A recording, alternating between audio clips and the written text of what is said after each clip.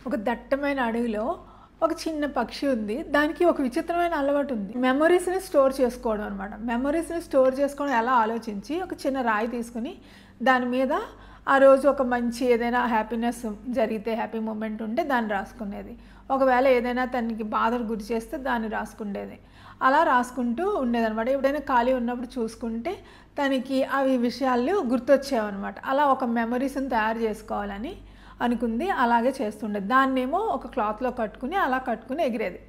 అయితే కొన్ని రోజులు అయ్యేసరికి ఏమైందంటే ఏవైతే ఆ చిన్న చిన్న స్టోన్స్ ఉన్నాయో అవన్నీ ఇంకా బరువైపోతున్నాయన్నమాట. అంటే రోజు ఒక స్టోన్ వేస్తుంది కదా! దానివల్ల ఆ మూట అనేది బరువైపోయి ఎగరడం కష్టంగా ఉంది.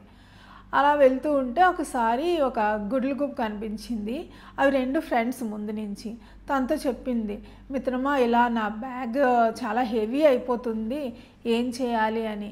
అలాగా వాటిని దాచుకుంటే హెవీ అయిపోయిన తర్వాత నువ్వు ఎగరలేవు కూడా, వాటిని తీసేయి, అది నీకు ఎగరడం కష్టమైపోతుంది అని అన్నది.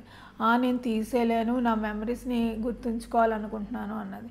అయితే అట్లీస్ట్ వాటిలో ఉన్న చెడు ఏదైతే ఉందో వాటిని తీసిపడే, దానివల్ల వాటిని గుర్తు తెచ్చుకునే అవకాశం ఉండదు నీకు, దానివల్ల నువ్వు హ్యాపీగా ఉంటావు అన్నది.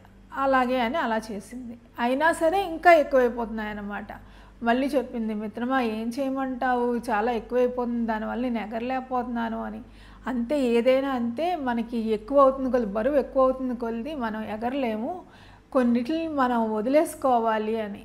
తను ఏంటంటే దాని మీద ఉన్న అపేక్షతో తను వదులుకోలేక అలాగే ఎగిరింది. కొన్నాళ్ళు అయ్యేసరికి అది చాలా బరువైపోయి ఇంకా ఎగరడానికి ఆ 2 రెక్కలు కూడా విరిగిపోయి అలా పడిపోయిందనమాట. పడిపోయి చచ్చిపోయింది. ఆ గుడ్లగూబ కొన్ని రోజులకి ఏంటి నా మిత్రుడు ఎప్పటికీ కనిపించట్లేదు అని వెతుక్కుంటూ వెళ్తే ఒక దగ్గర చనిపోయిందనమాట. అయ్యో, నేను ఎన్నిసార్లు చెప్పానో అయినా వినలేదు అని. అయితే ఇప్పుడు మన కథ, ఎప్పుడైనా మనమైనా కూడా ఆ జ్ఞాపకాలన్నింటినీ మనం స్టోర్ చేసేసుకుంటే అందులో హెవీ అయిపోయి మన అవసరమైన విషయాలను మర్చిపోతాం. అంటే బ్రెయిన్కి ఎక్కువ స్టోరేజ్ లేదని చెప్పట్లేదు, కానీ మన ఆలోచనలు దేని మీద కాన్సన్ట్రేట్ చేయాలో దాని మీదే కాన్సన్ట్రేట్ చేయాలి తప్ప అన్నీ అందులోనే పెట్టేద్దాం అనుకోకూడదు.